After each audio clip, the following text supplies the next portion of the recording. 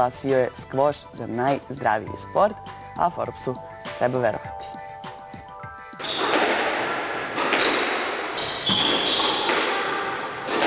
Nastao je pre 2 veka kao zabava zatvorenika u jednom londonskom zatvoru.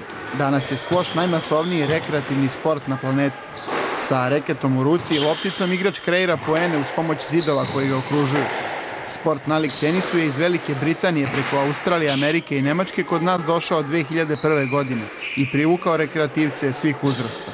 Najviše volim da igram, posle nekog napornog dana ili tako nešto, mogu da dođem i da se zabavim, imamo super društvo ovde i stvarno volim da igram. Sviđa mi se dinamika, sviđa mi se način udaranja lopte i tako, sviđa mi se zvuk loptice kad se odbio zid, tako baš me privuklo to baš.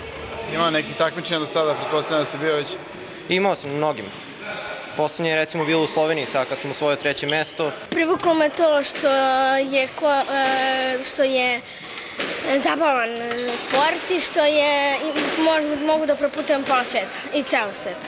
Aktivnost maksimalna i nevjerovatna, trošenje energije i kalorija definitivno.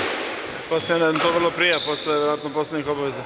Pa pogotovo kao antistres terapija, definitivno nema bolje varijante.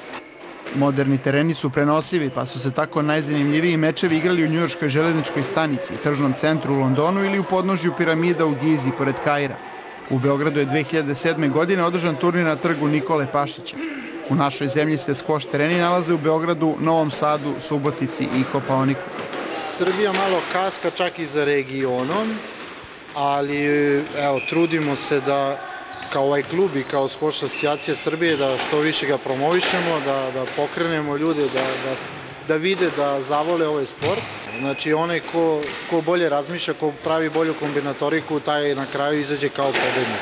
Znači jako interesantan sport to pre svega.